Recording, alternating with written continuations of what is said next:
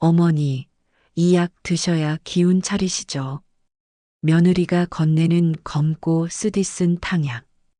그것이 지옥의 문을 여는 열쇠일 줄이야. 평생을 바쳐 이룬 모든 것을 빼앗기 위해 멀쩡한 나를 병든 노인으로 만들려는 소름 끼치는 계획.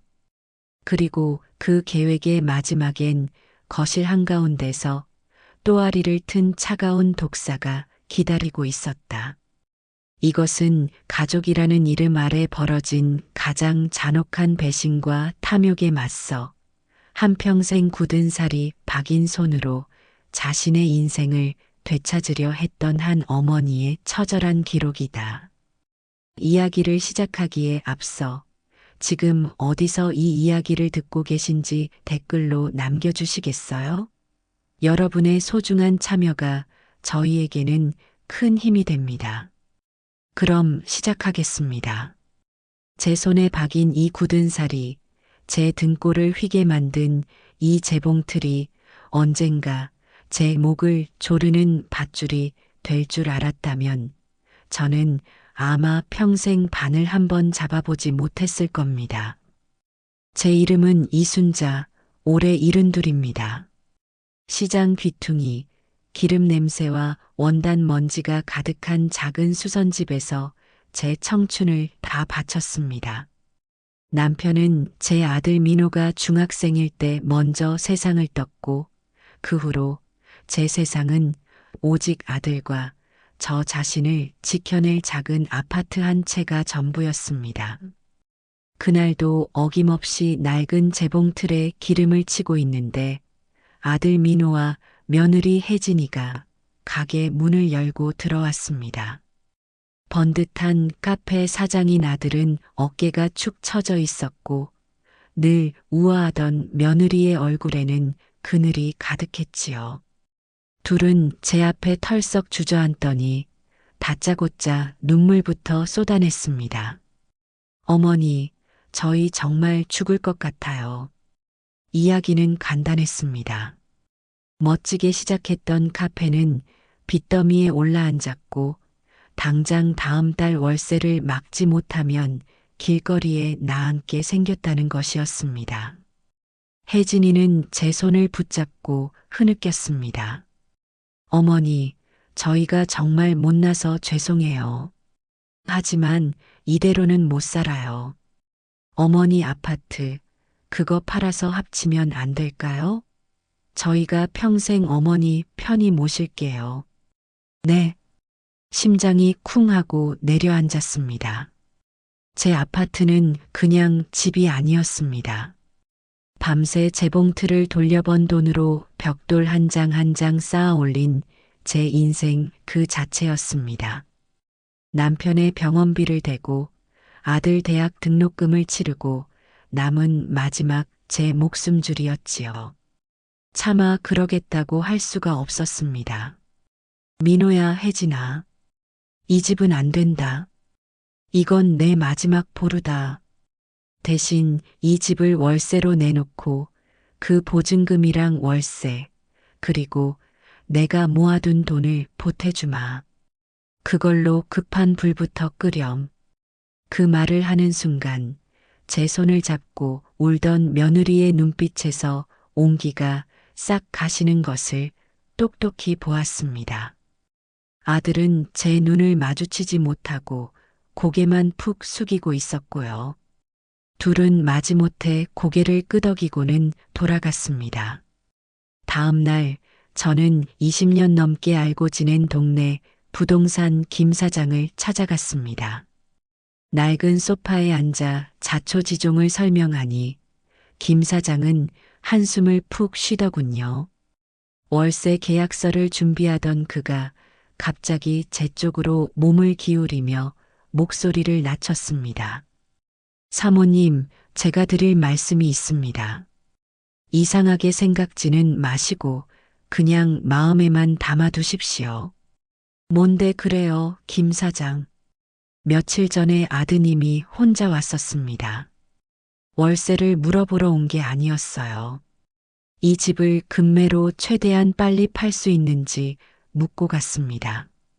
망치로 머리를 한 대 맞은 것 같았습니다. 김 사장은 제 손을 꼭 잡으며 신신당부했습니다. 사모님, 제가 괜한 소리 하는 건지 모르겠습니다만 혹시 모르니 도장 함부로 내주시면 안 됩니다. 무슨 서류든 꼭 직접 읽어보셔야 해요. 아시겠지요? 가슴 한구석이 싸늘하게 식었지만 애써 아닐 거라고, 내 아들이 설마 그럴 리가 없다고 스스로를 다독였습니다. 며칠 뒤 저는 단출한 짐을 싸서 아들 내외의 집으로 들어갔습니다. 현관문을 여는 순간 제 낡은 아파트의 포근한 냄새와는 전혀 다른 차가운 공기가 저를 덮쳤습니다. 대리석 바닥은 발이 시렸고 높다란 천장에는 그림자만 가득했습니다. 어머니, 이 방 쓰시면 돼요. 필요한 거 있으시면 언제든 말씀하시고요. 혜진이는 예전처럼 상냥하게 웃었지만 그 웃음이 어쩐지 가면처럼 느껴졌습니다. 짐을 풀고 어색한 집안을 둘러보는데 거실 한쪽 구석에 놓인 커다란 유리 상자가 눈에 들어왔습니다. 사람 키의 절반만 한 그 상자 안에는 흙과 나뭇가지들이 어지럽게 놓여 있었지요. 얘야, 저건 뭐니?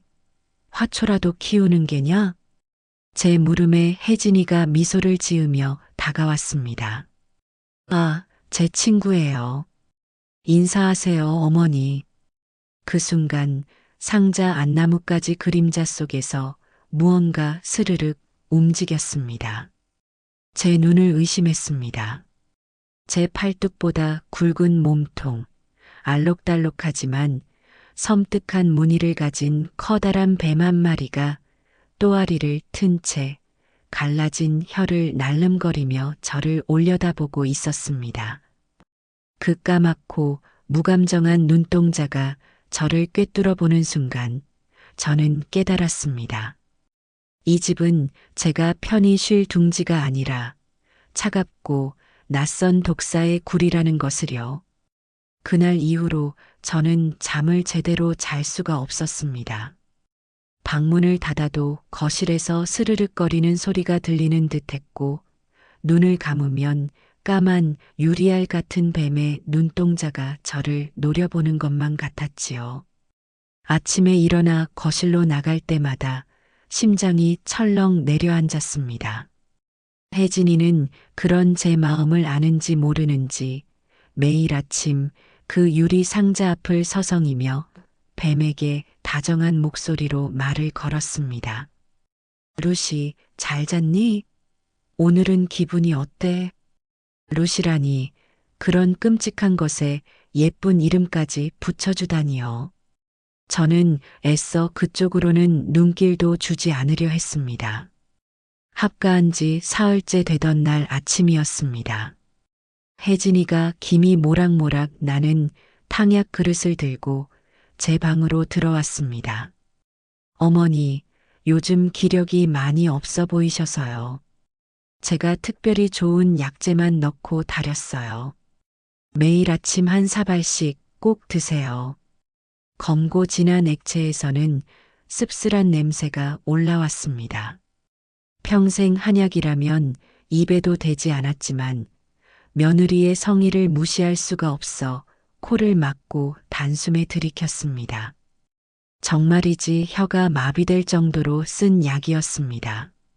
아이고 쓰다. 이게 뭐로 만든 거냐? 어머니 몸에 좋은 건 다 넣었어요. 그냥 제 정성이라 생각하고 드세요. 혜진이는 빈 그릇을 받아들고는 만족스러운 미소를 지으며 방을 나갔습니다. 그런데 이상한 일이었습니다. 그 쓰디쓴 약을 마시고 난 뒤부터 온몸에 힘이 쭉 빠지고 머릿속에 안개가 낀 것처럼 정신이 몽롱해졌습니다. 아침 식사를 하고 소파에 잠깐 앉았는데 저도 모르게 꾸벅꾸벅 졸다가 점심때가 다 되어서야 깨어났지요. 그날 이후로 혜진이는 하루도 거르지 않고 아침마다 그 탕약을 가져왔습니다.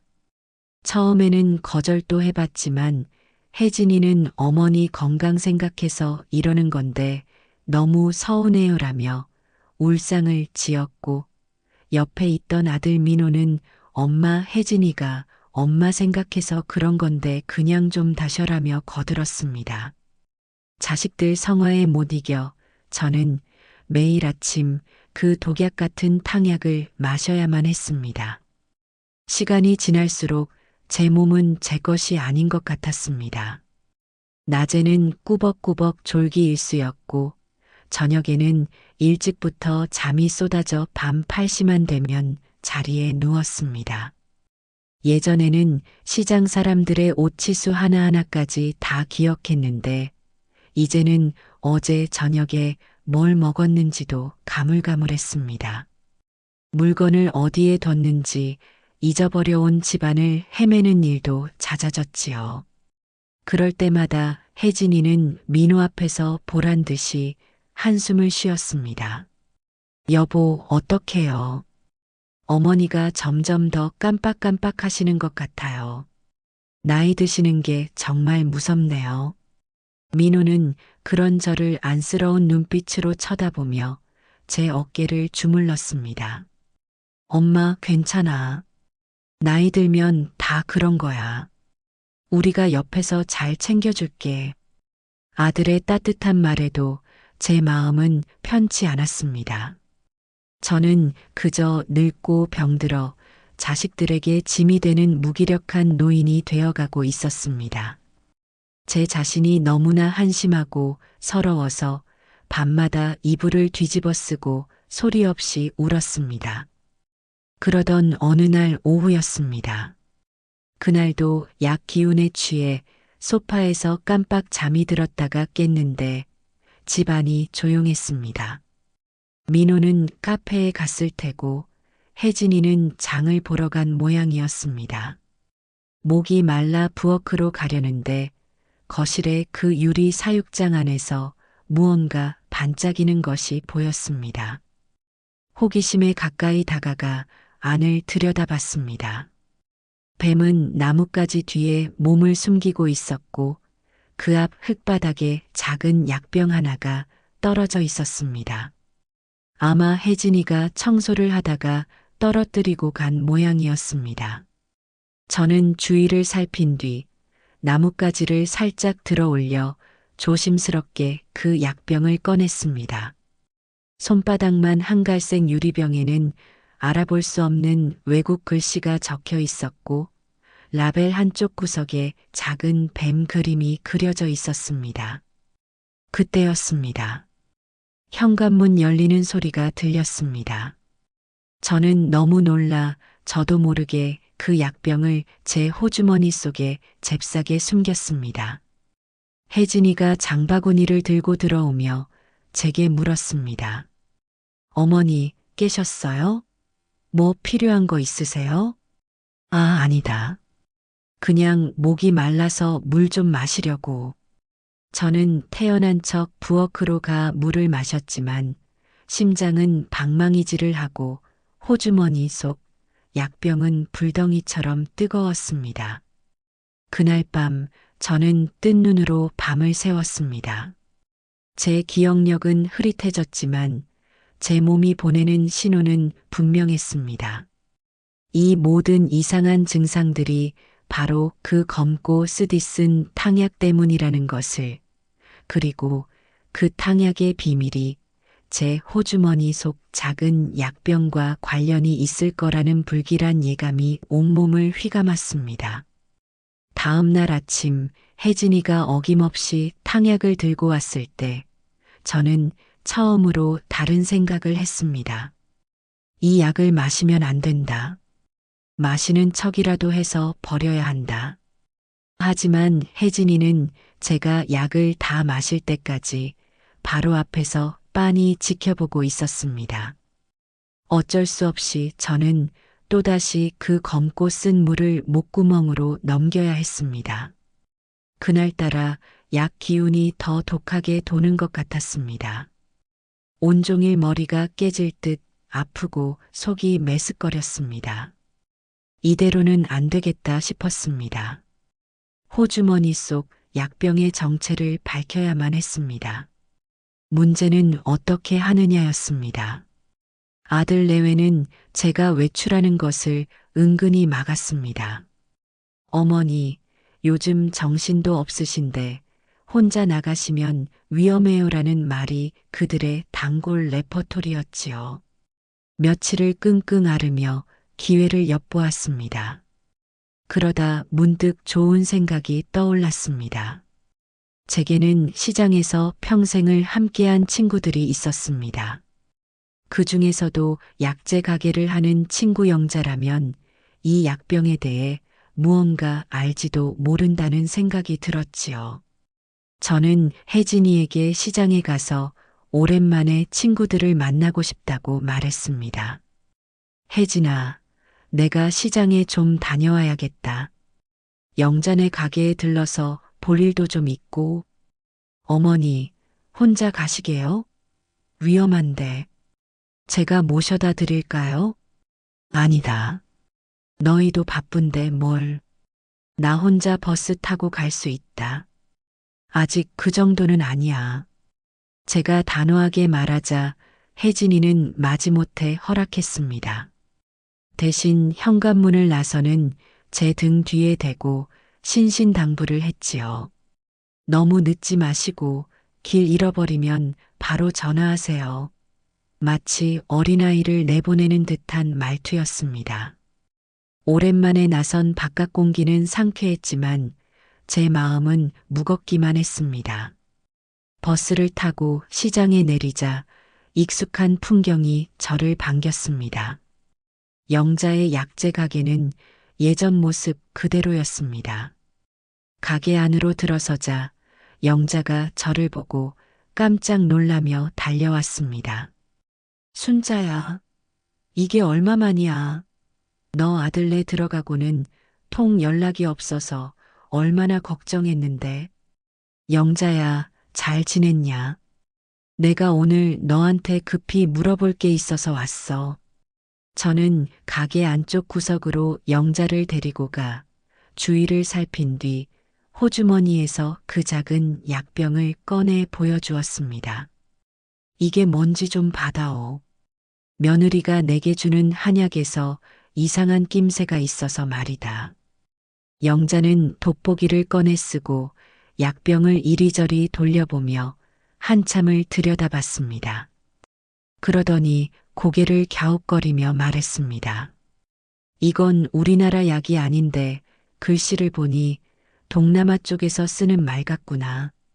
뱀 그림이 있는 걸 보니 그쪽과 관련된 약재인 모양인데 나도 이런 건 처음 본다. 실망감이 밀려왔습니다. 그때 영자가 무릎을 탁 치며 말했습니다. 아, 좋은 방법이 있다. 내 조카가 시내에서 큰 약국을 하는데 그 애라면 알지도 몰라. 내가 사진을 찍어서 한번 보내볼게. 기다려봐. 영자는 휴대폰으로 약병 사진을 여러 장 찍어 조카에게 문자로 보냈습니다. 우리는 초조하게 답장을 기다렸습니다. 10분쯤 지났을까요? 영자의 휴대폰이 울렸습니다. 조카에게서 온 답장이었습니다. 영자는 휴대폰 화면을 한참 들여다보더니 얼굴이 하얗게 질린 채 저를 쳐다봤습니다. 순자야, 너 이거 어디서 났어? 왜 그래? 뭔데 그러냐? 영자는 떨리는 목소리로 말했습니다. 이거 한약재가 아니야. 뱀독을 희석해서 만든 신경안정제 같은 거래. 전문적인 지식 없이 잘못 사용하면 사람의 신경계를 마비시키고 장기간 복용하면 기억력 감퇴나 치매와 비슷한 증상을 유발할 수 있는 아주 위험한 약물이란다. 그 말을 듣는 순간 세상이 무너지는 것 같았습니다. 그동안의 모든 일들이 퍼즐 조각처럼 맞춰졌습니다. 몽롱했던 정신, 깜빡거리던 기억, 온몸을 짓누르던 무기력함. 전부 혜진이가 주는 그 탕약 때문이었습니다. 내 며느리가, 내 아들의 아내가 나를 병들게 만들고 있었습니다. 순자야, 너 괜찮아? 정신 차려. 영자의 목소리가 멀리서 들리는 것 같았습니다. 저는 겨우 정신을 붙잡고 영자에게 부탁했습니다. 영자야, 나 좀 도와줘. 이 사실을 증명할 방법이 필요해. 내가 먹는 그 한약 찌꺼기를 몰래 가져올 테니 내가 그걸 조카한테 보내서 성분 분석을 좀 해줄 수 있겠니? 알았다. 걱정 마라. 내가 어떻게든 알아봐 줄게. 너는 이제부터 절대 그 약 먹지 마. 알았지? 집으로 돌아오는 버스 안에서 저는 창밖을 보며 하염없이 눈물을 흘렸습니다. 왜? 도대체 왜? 내가 뭘 그렇게 잘못했기에 내 아들 내외가 나에게 이런 끔찍한 짓을 하는 걸까? 집에 도착하니 혜진이가 현관문 앞에서 저를 기다리고 있었습니다. 어머니, 왜 이렇게 늦으셨어요? 걱정했잖아요. 저는 아무 말 없이 혜진이를 지나쳐 방으로 들어왔습니다. 문을 닫고 침대에 주저앉았습니다. 그때였습니다. 방문 틈으로 혜진이의 목소리가 들려왔습니다. 아마 거실에서 민호와 통화하는 모양이었습니다. 응, 여보. 어머니 방금 들어오셨어. 아니, 아직은 괜찮아. 약효가 돌려면 시간이 좀 더 걸릴 거야. 조금만 참아.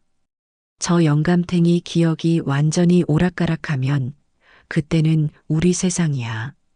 당신 그림 내가 세상에서 제일 비싸게 팔리는 그림으로 만들어줄게. 그림? 무슨 그림? 민호는 카페 사장이지 화가가 아니었습니다. 하지만 지금 그건 중요하지 않았습니다. 중요한 것은 저들이 나를 영감탱이라 부르며 내 정신이 나가기만을 기다리고 있다는 끔찍한 사실이었습니다. 그 순간 제 안에 무언가가 단단하게 굳어지는 것을 느꼈습니다. 더 이상 울고만 있을 수는 없었습니다. 살아남아야 했습니다. 저 악마 같은 것들로부터 내 자신을, 내 인생을 지켜내야만 했습니다. 그날 밤 이후로 저는 다른 사람이 되기로 마음먹었습니다. 예전에 무기력하고 서럽기만 하던 이순자는 죽었습니다. 이제부터 저는 살아남기 위해 무엇이든 할 수 있는 사람이 되어야 했습니다. 가장 먼저 해야 할 일은 혜진이가 주는 그 독약을 마시지 않는 것이었습니다. 다음 날 아침 혜진이가 탕약 그릇을 들고 왔을 때 저는 침대에 누워 끙끙 앓는 소리를 냈습니다. 어머니, 일어나세요. 약 드실 시간이에요. 혜진아, 나 아무래도 어제 시장에서 찬바람을 쐈나 보다. 속이 울렁거려서 아무것도 못 먹겠구나. 제 말에 혜진이의 표정이 순간 굳어지는 것을 놓치지 않았습니다. 하지만 이내 걱정스러운 얼굴로 제 이마를 짚더군요. 어머, 열은 없으신데. 그래도 약은 드셔야 기운을 차리시죠. 아니다. 지금은 도저히 못 넘기겠다. 이따가 속이 괜찮아지면 그때 마실 테니 머리맡에 두고 가거라. 혜진이는 잠시 망설이는 듯 했지만 계속 앓는 소리를 내는 저를 보고는 어쩔 수 없이 탕약 그릇을 협탁 위에 내려놓고 방을 나갔습니다. 문이 닫히자마자 저는 자리에서 벌떡 일어났습니다. 그리고는 화장실로 달려가 탕약을 변기에 모조리 쏟아부었습니다. 검고 끈적한 액체가 소용돌이치며 사라지는 것을 보니 속이 다 후련했습니다. 문제는 한약 찌꺼기를 구하는 것이었습니다. 증거가 필요했습니다. 며칠을 고민한 끝에 저는 혜진이가 약을 다리는 시간을 유심히 살폈습니다. 혜진이는 보통 제가 잠든 새벽 시간에 부엌에서 약을 다려 보온병에 담아두었다가 아침에 데워서 가져왔습니다. 그날 새벽 저는 일부러 잠든 척 숨을 죽이고 있었습니다. 부엌에서 약재 냄새가 풍겨오기 시작했습니다. 1시간쯤 지났을까요? 혜진이가 방으로 돌아가는 소리가 들렸습니다. 저는 조심스럽게 방문을 열고 살금살금 부엌으로 갔습니다. 아니나 다를까 싱크대 거름망에는 방금 약을 다리고 남은 시커먼 찌꺼기들이 남아 있었습니다. 저는 미리 준비해둔 비닐봉지에 그 찌꺼기들을 최대한 많이 담았습니다. 심장이 터질 것처럼 뛰었지만 손은 침착하게 움직였습니다. 증거를 손에 넣자 저는 본격적으로 연기를 시작했습니다. 약을 먹지 않으니 머리는 점점 맑아졌지만 겉으로는 일부러 더 정신없는 사람처럼 행동했습니다. 리모컨을 들고 전화를 하는 척하기도 하고 방금 했던 말을 또 묻기도 했습니다. 밥을 먹다가 갑자기 숟가락을 놓고 멍하니 허공을 쳐다보기도 했지요. 제 연기는 꽤 효과가 있었던 모양입니다. 혜진이와 민호는 저를 보며 자기들끼리 수군거리는 일이 잦아졌습니다. 여보, 어머니 상태가 정말 안 좋아지시는 것 같아. 약을 계속 드시는데도 왜 이럴까? 그러게 말이야. 이러다 정말 큰일 나는 거 아니야? 그들은 제가 약을 꼬박꼬박 마시고 있다고 믿고 있었습니다. 저는 속으로 코웃음을 치며 그들의 걱정 어린 시선 앞에서 일부러 비틀거리며 걷기도 했습니다. 며칠 뒤 저는 다시 시장에 갈 기회를 만들었습니다. 이번에는 지난번에 영자한테 돈을 빌렸는데 그걸 갚으러 가야겠다는 핑계를 댔습니다. 혜진이는 제가 대신 갖다 드릴까요? 라고 했지만 저는 돈 문제는 확실해야 한다며 고집을 부렸습니다. 영자의 가게에 도착한 저는 품속에서 한약 찌꺼기가 든 비닐봉지를 꺼냈습니다. 영자야, 이거다. 이걸로 성분 분석을 꼭 좀 부탁한다. 알았다. 순자야, 그런데 너 얼굴이 많이 좋아졌다? 약을 안 먹으니 살 것 같다. 하지만 저것들 앞에서는 죽을 상을 하고 있지. 저는 그동안 있었던 일들을 영자에게 모두 털어놓았습니다. 제 이야기를 듣는 내내 영자는 분노에 차서 주먹으로 탁자를 내리쳤습니다. 세상에 짐승만도 못한 것들, 그걸 자식이라고. 영자야, 이제부터가 시작이다. 내가 정신 똑바로 차려야 해. 집으로 돌아온 저는 제 연기의 수위를 한 단계 더 높였습니다. 그날 저녁 혜진이가 잠시 서재에 들어간 틈을 타 저도 몰래 뒤따라 들어갔습니다. 책상 위에는 서류 몇 장이 놓여 있었습니다. 심장이 다시 뛰기 시작했습니다. 저는 숨을 죽이고 서류 맨 윗장을 들여다보았습니다. 부동산 증여 계약서, 수중임 받는 사람 칸에는 아들 강민호의 이름이, 증여인주는 사람 칸에는 제 이름 석자가 선명하게 적혀 있었습니다. 그 옆에는 한정후견인 개시 심판 청구서라는 낯선 이름의 서류도 있었습니다. 내용은 어려워서 다 이해할 수 없었지만 청구인 박혜진, 사건 본인 이순자, 그리고 심신이 미약한 상태라는 글자들이 눈에 들어왔습니다. 모든 계획이 눈앞에 선명하게 그려졌습니다. 저를 약물로 병들게 한 뒤 법적으로 제정신이 아니라는 판정을 받아내 제 모든 재산을 합법적으로 가로챌 속셈이었던 겁니다. 분노로 온몸이 떨려왔지만 저는 이를 악물고 서류를 제자리에 돌려놓았습니다. 그리고는 아무것도 모르는 척 서재를 빠져나왔습니다. 이제 더 이상 물러설 곳이 없었습니다. 저들이 저 서류에 제 도장을 찍게 되는 날, 제 인생은 끝나는 것이었습니다. 그 전에 제가 먼저 움직여야만 했습니다. 그날 이후 제 머릿속은 온통 어떻게 이 지옥에서 빠져나가 저들의 죄를 세상에 알릴 수 있을까 하는 생각뿐이었습니다. 당장 경찰서로 달려가고 싶었지만 증거가 부족했습니다. 제가 몰래 빼돌린 한약 찌꺼기에 대한 분석 결과가 나오기 전까지는 섣불리 움직일 수 없었습니다. 만약 저들이 눈치채고 증거를 없애버린다면 저는 정말로 정신 나간 노인네의 망상으로 치부될 게 뻔했습니다. 저는 더욱더 혼이 나간 사람처럼 연기했습니다. 이제는 혜진이가 주는 탕약을 변기에 버리는 것만으로는 부족했습니다. 저들의 대화를 녹음해야만 했습니다.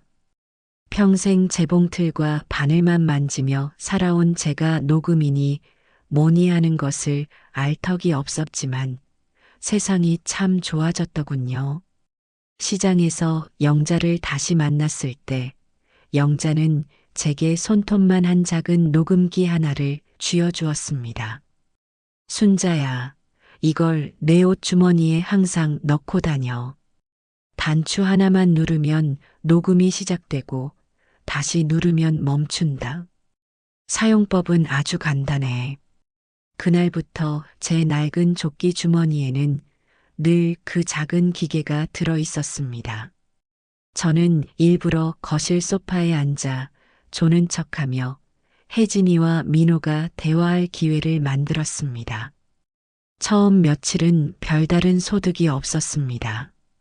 저들이 제 앞에서는 늘 조심스럽게 행동했기 때문입니다. 그러던 어느 날 저녁 기회가 찾아왔습니다. 민호가 카페에서 큰 실수를 해서 거액을 물어주게 되었다며 울상이 되어 집에 돌아왔습니다. 혜진이는 그런 민호를 다그치기 시작했고 두 사람의 목소리는 점점 높아졌습니다. 저는 소파 구석에서 잠든 척 조끼 주머니 속 녹음기 단추를 조심스럽게 눌렀습니다. 당신 정말 바보야? 그 돈을 어떻게 마련하려고 그래? 미안해, 나도 이러고 싶어서 그런 게 아니야. 됐고, 이제 더는 못 기다려. 내일 당장 어머니 도장 찍게 할 거야. 한정후견인 신청서랑 증여계약서, 내가 변호사 만나서 다 준비해놨어. 민호의 목소리가 떨렸습니다. 혜진아, 그래도 이건 너무 엄마한테 죄 짓는 거잖아. 죄? 지금 빚쟁이들이 우리 목을 조르는데 죄가 문제야? 당신, 저 영감탱이가 불쌍해? 아니면 저 영감탱이 재산이 아까워? 당신이 시작한 일이잖아. 당신이 먼저 어머니 집 팔자고 했잖아. 심장이 얼어붙는 것 같았습니다. 이 모든 일의 시작이 제 아들 민호였다는 사실이 칼날이 되어 제 가슴을 찔렀습니다. 그건 합쳐서 잘 살아보자는 뜻이었지. 이렇게 엄마를 병들게 하자는 건 아니었잖아. 시끄러워. 이제 와서 착한 아들 노릇하지 마. 당신이나 나나 공범이야. 내일 아침 당신이 어머니한테 서류 내밀고 도장 찍으라고 해. 어머니가 당신 말은 그래도 믿을 테니까. 만약 당신이 못하겠다면 내가 해. 대신 그땐 당신도 무사하지 못할 줄 알아. 더 이상 들을 필요도 없었습니다. 저는 조용히 녹음기 단추를 다시 눌렀습니다. 손바닥 안에 작은 기계가 천금같이 무겁게 느껴졌습니다. 바로 그때였습니다. 제가 너무 긴장한 나머지 몸을 뒤척이다가 소파 옆 작은 탁자를 건드리고 말았습니다. 쿵 하는 소리와 함께 탁자 위의 찻잔이 바닥에 떨어져 깨졌습니다. 누구야? 혜진이의 날카로운 목소리가 들렸고 싸우던 두 사람의 시선이 동시에 제게로 향했습니다. 저는 너무 놀라 심장이 멎는 줄 알았지만 본능적으로 잠에서 막 깬 사람처럼 눈을 비비며 중얼거렸습니다. 이게 무슨 소리냐. 시끄러워서 잠을 잘 수가 없네. 혜진이가 의심스러운 눈초리로 저를 샅샅이 훑어보았습니다. 저는 일부러 더 초점 없는 눈으로 허공을 바라보며 하품을 했습니다. 제 완벽한 연기 덕분이었을까요? 혜진이는 잠시 저를 노려보더니 이내 관심을 거두고 민호에게 쏘아붙였습니다. 꼴 보기 싫으니까 당신 방에나 들어가. 위기를 넘겼다는 안도감에 온몸에서 힘이 빠져나갔습니다. 하지만 안심하기는 일렀습니다. 혜진이는 보통 내기가 아니었습니다. 분명 저를 의심하기 시작했을 겁니다. 아니나 다를까 그날 밤이었습니다. 제가 잠든 줄 알고 제 방에 몰래 들어온 혜진이는 제 머리맡과 옷장을 뒤지기 시작했습니다. 저는 숨을 죽이고 돌아누운 채 모든 것을 느끼고 있었습니다. 차가운 손길이 제 옷주머니를 더듬는 순간 저는 심장이 멎는 줄 알았습니다. 하지만 다행히도 저는 녹음기를 조끼가 아닌 베개 속 솜 사이에 깊숙이 숨겨둔 뒤였습니다. 아무것도 찾아내지 못한 혜진이는 조용히 방을 나갔습니다. 문이 닫히고 나서야 저는 참았던 숨을 몰아쉴 수 있었습니다. 이 집은 이제 한시도 마음을 놓을 수 없는 전쟁터가 되었습니다. 그리고 혜진이는 저를 완전히 믿지 못하게 된 것 같았습니다.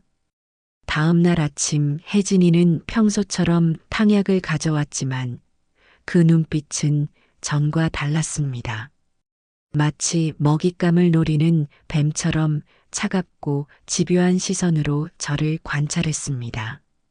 그녀는 제가 약을 다 마실 때까지 자리를 뜨지 않았고 제가 약 그릇을 비우자 비로소 만족스러운 미소를 지었습니다. 저는 속으로 생각했습니다. 그래, 어디 한번 해보자. 내가 이기나. 그녀가 방을 나가자마자 저는 화장실로 달려가 먹은 것을 전부 토해냈습니다. 목구멍이 타는 듯 아팠지만 정신은 오히려 맑아졌습니다. 이제 시간이 얼마 남지 않았습니다. 저들이 서류에 도장을 찍으라고 윽박 지르기 전에 저는 이곳을 탈출해야만 했습니다. 그리고 그 탈출은 아주 극적인 방식이어야만 했습니다. 그날 이후 집안의 공기는 살얼음판처럼 팽팽했습니다. 혜진이는 제 일거수일투족을 감시했습니다. 제가 화장실에 가는 시간까지 재는 것 같았고 제가 누구와 통화라도 할세라 전화기 근처를 떠나지 않았습니다. 저는 이제 외부와 연락할 방법이 완전히 끊겨버렸습니다. 영자에게 연락해서 한약 찌꺼기 분석 결과를 들어야 하는데 도무지 방법이 없었습니다. 탈출 계획을 세워야 했습니다. 하지만 어떻게? 현관문은 늘 굳게 잠겨 있었고 혜진이는 제가 집 밖으로 한 발짝도 나가지 못하게 했습니다. 창문으로 뛰어내릴 수도 없는 노릇이었습니다. 시간은 제 편이 아니었습니다. 어제 엿들은 대화대로라면 오늘이나 내일 중으로 저들은 서류를 내밀며 제게 도장을 강요할 것이 분명했습니다. 저는 마지막 수단을 쓰기로 했습니다. 그것은 바로 아픈 척을 넘어 정말로 죽을 것처럼 보이는 것이었습니다. 아침에 혜진이가 탕약을 가져왔을 때 저는 약을 받아 마시는 척하다가 갑자기 그릇을 바닥에 떨어뜨렸습니다. 쨍그랑 요란한 소리와 함께 사기 그릇이 산산조각 났습니다. 저는 그대로 바닥에 쓰러져 입에 거품을 문 신용을 하며 온몸을 부들부들 떨었습니다. 어머니, 왜 이러세요? 정신 차리세요. 혜진이가 비명을 지르며 달려왔습니다. 저는 눈을 뒤집고 숨을 헐떡이며 금방이라도 숨이 넘어갈 것처럼 연기했습니다. 제 연기가 얼마나 실감났던지 늘 차갑고 계산적이던 혜진이의 목소리가 공포로 떨리고 있었습니다. 여보, 빨리 와봐. 어머니가 이상해. 방에서 뛰쳐나온 민호는 저를 보고 얼굴이 새하얗게 질렸습니다. 엄마, 왜 그래? 119에 빨리 전화해. 제가 거의 실신한 척하며 중얼거리자 민호가 허둥지둥 휴대폰을 찾았습니다. 바로 그때 혜진이가 민호의 팔을 잡아채며 낮은 목소리로 속삭였습니다. 안 돼. 지금 119를 부르면 어떡해. 병원에 가면 우리가 약 먹인 거 다 들통날 수도 있어. 그럼 어떡해. 이러다 엄마 정말 돌아가시겠어. 일단 내 방 침대로 옮겨. 내가 아는 의사 선생님이 있어. 그분께 왕진을 부탁하는 게 안전해. 두 사람이 저를 부축해 혜진의 방 침대에 눕혔습니다. 저는 계속해서 약하게 경련을 일으키는 척하며 신음소리를 냈습니다. 혜진이는 어디론가 급하게 전화를 걸었고 민호는 제 옆에서 어쩔 줄 몰라 하며 제 손만 붙잡고 있었습니다. 아들의 손은 축축하고 차갑게 떨리고 있었습니다. 잠시 후 혜진이가 방으로 돌아와 민호에게 말했습니다. 의사 선생님이 지금 바로 오신대. 당신은 거실에 나가서 기다려. 내가 어머니 곁에 있을게. 민호가 나가고 방에 단둘이 남게 되자 혜진이는 제 얼굴 가까이 다가와 차가운 목소리로 속삭였습니다. 어머니, 쉬하지 마세요. 다 알아요. 하지만 소용없어요. 곧 의사 선생님이 오셔서 어머니가 중증 치매라고 진단해 주실 거거든요. 그럼 모든 게 끝나요. 역시나 혜진이는 구급대가 아닌 자신들과 한통속인 의사를 부른 것이었습니다. 이제 정말 마지막 기회밖에 남지 않았습니다. 저는 눈을 감은 채 미동도 하지 않았습니다. 혜진이는 제가 완전히 정신을 잃었다고 생각했는지 잠시 방심한 채 거실로 나가 의사를 맞을 준비를 하는 것 같았습니다. 바로 그 순간이었습니다. 저는 온 힘을 다해 침대에서 몸을 굴려 바닥으로 떨어졌습니다. 그리고는 기다시피 하여 방문을 열고 비틀거리며 거실로 나갔습니다. 제 목표는 단 하나 거실 한편에 놓인 그 뱀 사육장이었습니다. 어머니, 제 돌발 행동에 혜진이가 기겁하며 달려왔습니다. 하지만 저는 그녀가 저를 붙잡기 전에 사육장으로 달려가 묵직한 유리 뚜껑의 잠금 장치를 풀었습니다. 그리고는 온 힘을 다해 뚜껑을 옆으로 밀어버렸습니다. 안 돼. 혜진이의 절규와 함께 사육장 안에 갇혀있던 거대한 뱀 루시가 스르륵 기어 나오기 시작했습니다. 알록달록한 비늘이 조명 아래 번들거렸습니다.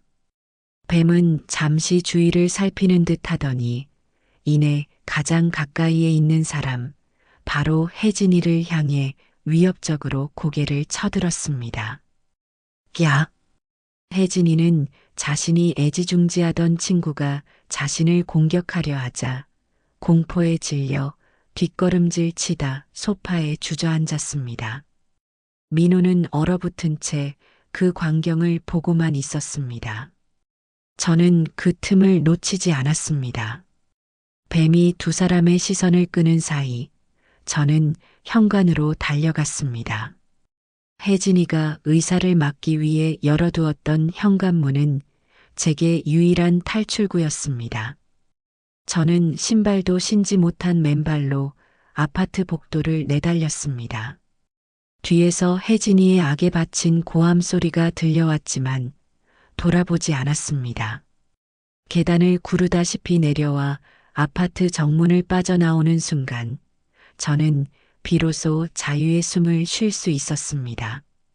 하지만 이것은 끝이 아니었습니다. 이제부터 진짜 전쟁의 시작이었습니다. 맨발로 아파트를 뛰쳐나온 저는 어디로 가야 할지 몰랐습니다. 온몸은 땀으로 흠뻑 젖었고 심장은 금방이라도 터질 것 같았습니다. 주머니에는 동전 한 입 없었습니다. 그 순간 제 머릿속에 단 한 사람의 얼굴이 떠올랐습니다. 부동산 김 사장. 그는 제 유일한 희망이었습니다. 저는 길 가는 젊은 학생에게 사정하여 겨우 전화 한 통을 빌려 쓸 수 있었습니다. 수화기 너머로 김 사장의 목소리가 들려왔을 때 저는 참았던 울음을 터뜨리고 말았습니다. 김 사장 나예요. 순자. 나 좀 살려줘요. 10분도 채 되지 않아 김 사장이 낡은 트럭을 몰고 헐레벌떡 달려왔습니다. 그는 제 맨발과 헝클어진 몰골을 보고는 아무것도 묻지 않고 저를 차에 태웠습니다. 그리고는 곧장 자신의 부동산 사무실로 저를 데려갔습니다. 따뜻한 차 한 잔을 마시고 나서야 저는 겨우 정신을 차리고 그동안 있었던 모든 일들을 털어놓았습니다. 제 이야기가 끝났을 때 김 사장은 말없이 주먹으로 자기 무릎을 내리쳤습니다. 제가 그때 사모님을 더 강하게 말렸어야 했는데 죄송합니다. 아니에요. 김 사장 덕분에 제가 이만큼이라도 버틴 겁니다. 이제 어떡하면 좋지요? 증거라고는 녹음기 하나뿐인데. 바로 그때 김 사장의 휴대폰이 울렸습니다. 시장의 약재상 친구 영자였습니다. 김 사장이 스피커폰으로 통화를 연결하자 영자의 다급한 목소리가 흘러나왔습니다. 김 사장, 순자랑 연락됐어? 큰일 날 뻔했어. 그 한약 찌꺼기 분석 결과가 나왔는데 그냥 신경안정제 수준이 아니야. 아주 소량이지만 치명적인 뱀독 성분이 섞여 있었대. 경찰에 바로 신고해야 할 사안이라고. 모든 것이 명확해졌습니다. 혜진이는 단순한 약물이 아니라 자신이 키우던 뱀의 독을 이용해 저를 서서히 죽이려 했던 것입니다. 김 사장은 더 이상 지체할 시간이 없다고 판단했습니다. 사모님, 지금 바로 경찰서로 가시지요. 제가 동행하겠습니다. 그리고 영자 씨에게도 증거 자료를 가지고 경찰서로 바로 와달라고 전하겠습니다. 우리는 곧장 경찰서로 향했습니다. 형사 앞에 앉아 제 이야기를 털어놓는 것은 쉽지 않았습니다. 제 입으로 제 아들과 며느리가 저를 죽이려 했다고 말하는 것은 제 심장을 도려내는 것과 같은 고통이었습니다. 하지만 저는 흔들리지 않았습니다. 제 손에는 저들의 목소리가 담긴 녹음기가, 그리고 곧 도착할 영자의 손에는 저들이 사용한 독의 증거가 있었습니다. 형사는 제 진술과 녹음 내용을 듣고는 표정이 심각하게 굳어졌습니다. 잠시 후 영자가 가져온 성분 분석 결과 보고서까지 확인한 형사는 곧바로 팀원들에게 출동 명령을 내렸습니다. 사모님은 여기서 잠시만 기다려 주십시오. 저희가 신변을 안전하게 보호해 드리겠습니다. 경찰차 2대가 사이렌을 울리며 아파트로 향하는 것을 보며 저는 김 사장의 부축을 받아 의자에 겨우 앉아 있었습니다. 1시간이 지났을까요? 2시간이 지났을까요? 시간이 어떻게 흘러가는지도 몰랐습니다. 마침내 경찰서 문이 열리고 형사들이 민호와 혜진이를 양쪽에서 붙잡은 채 들어왔습니다. 2사람의 손목에는 차가운 수갑이 채워져 있었습니다. 민호는 저를 보자마자 고개를 푹 숙인 채 눈물을 뚝뚝 흘렸습니다. 하지만 혜진이는 달랐습니다. 그녀는 조금도 위축되지 않은 모습으로 오히려 저를 똑바로 쳐다보며 도끼 서린 눈빛으로 소리쳤습니다.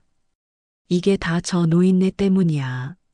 저 영감탱이가 우리 인생을 망쳤어. 그 순간 저를 조사했던 형사가 혜진이 앞에 작은 유리병 하나를 내려놓았습니다. 제가 뱀 사육장에서 발견했던 바로 그 약병이었습니다. 박혜진 씨 집안에서 발견된 겁니다. 당신이 전직 파충류 전문 사육사였다는 기록도 확인했고요. 이 안에 든 뱀독으로 장모님을 살해하려 한 혐의 인정하십니까? 혜진이의 얼굴이 순식간에 하얗게 질렸습니다. 그녀는 더 이상 아무 말도 하지 못했습니다. 모든 것이 끝난 것입니다. 조사가 진행되면서 더욱 충격적인 사실들이 밝혀졌습니다. 혜진이는 저뿐만 아니라 몇 년 전 갑작스럽게 돌아가신 자신의 친정어머니에게도 같은 수법을 사용했을 가능성이 크다는 정황이 드러났습니다. 또한 민호의 카페 빚은 대부분 혜진이가 파충류 밀수와 같은 불법적인 일에 손을 대면서 생긴 것이었습니다. 민호는 그 사실을 알면서도 혜진의 범행을 묵인하고 동조했던 것이고요. 모든 조사가 끝나고 경찰서를 나올 때 하늘은 이미 붉게 물들고 있었습니다. 김 사장이 제게 물었습니다. 사모님, 이제 어디로 가시겠습니까? 저는 잠시 생각에 잠겼다가 힘겹게 입을 열었습니다. 제 집으로 가야지요. 제 이름으로 된 제 진짜 집으로요. 김 사장의 트럭을 타고 제 낡은 아파트 앞에 섰을 때 저는 비로소 안도의 한숨을 내쉴 수 있었습니다. 문을 열고 들어선 집 안은 여전히 저의 채취와 땀 냄새, 그리고 희미한 재봉틀 기름 냄새로 가득했습니다. 그 어떤 곳보다 편안하고 안전한 저만의 둥지였습니다.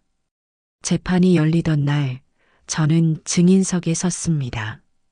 피고인석에 나란히 앉은 아들 민호와 며느리 혜진이의 얼굴을 차마 똑바로 쳐다볼 수가 없었습니다.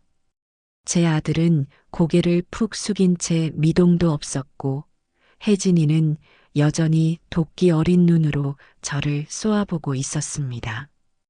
검사가 제게 물었습니다. 증인은 피고인들이 증인을 해하려 했다는 사실을 알았을 때 심정이 어떠셨습니까? 저는 마이크를 잡은 손을 떨며 천천히 입을 열었습니다. 심장이 갈기갈기 찢어지는 것 같았습니다.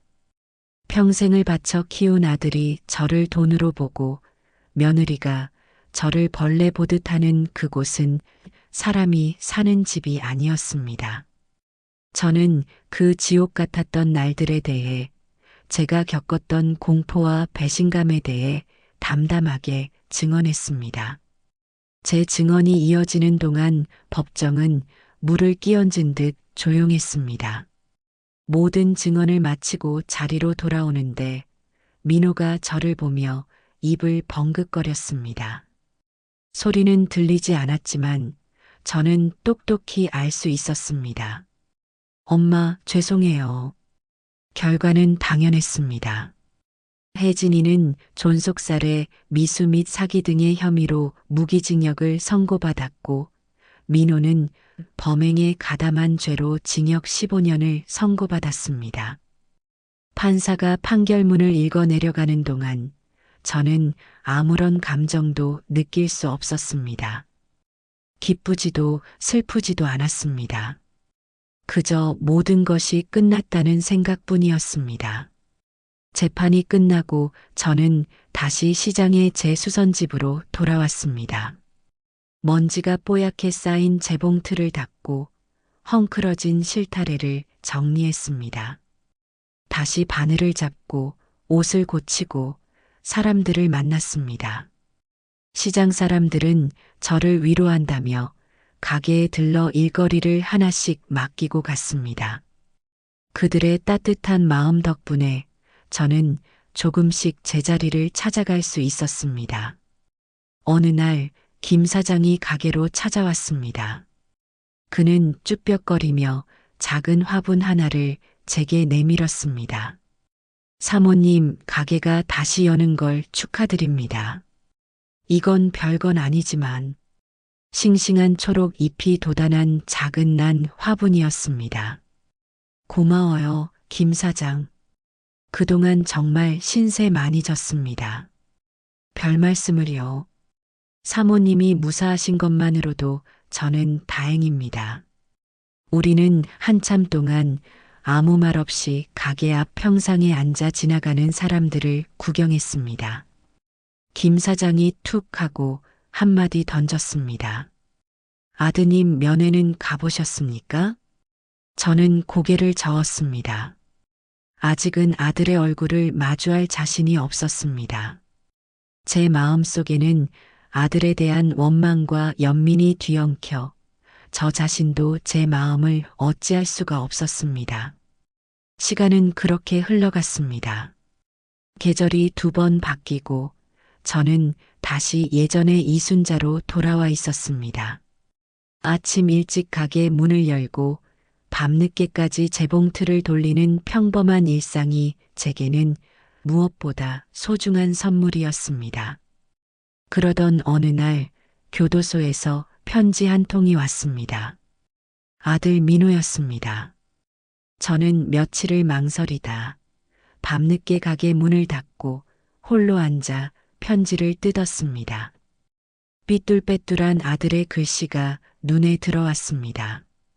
어머니, 죄송하다는 말로는 제 죄를 다 씻을 수 없다는 것을 압니다. 저는 나쁜 아들이었고 나쁜 인간이었습니다. 돈에 눈이 멀어 어머니께 몹쓸 짓을 하려 했습니다.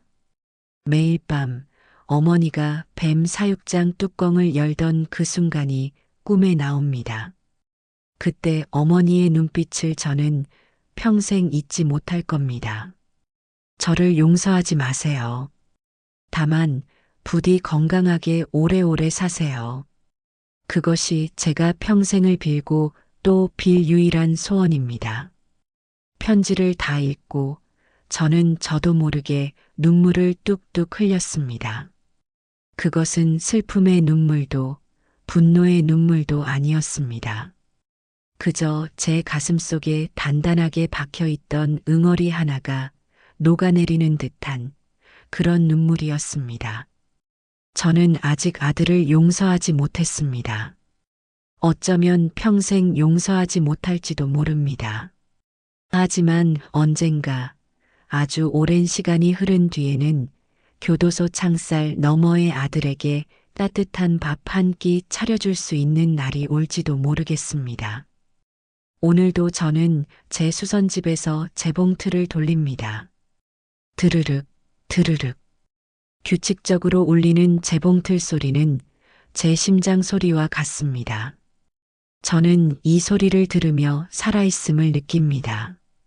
제 이름 석자, 이순자로 당당하게 살아있다는 것을요. 제 손에 굳은 살과 제 집의 재봉틀은 더 이상 저를 옥죄는 밧줄이 아닙니다. 그것은 제 인생을 지켜낸 가장 단단하고 자랑스러운 훈장입니다. 이 이야기는 우리에게 한 가지 서늘한 진실을 알려줍니다. 가장 따뜻해야 할 가족의 품이 때로는 가장 차가운 탐욕의 둥지가 될 수도 있다는 것입니다. 사랑이라는 이름 뒤에 숨은 이기심을 경계하고 설마 하는 안일함이 얼마나 위험한 결과를 낳을 수 있는지 기억해야 합니다. 결국 자신의 인생을 지키는 마지막 보루는 맹목적인 믿음이 아니라 스스로를 의심하고 지켜낼 줄 아는 현명함과 용기라는 것을 이 이야기는 우리에게 똑똑히 보여주고 있습니다. 이야기가 마음에 드셨다면 구독과 좋아요로 저희에게 큰 힘을 보태주시길 부탁드립니다. 여러분의 작은 관심이 더 좋은 이야기를 만드는 밑거름이 됩니다. 감사합니다.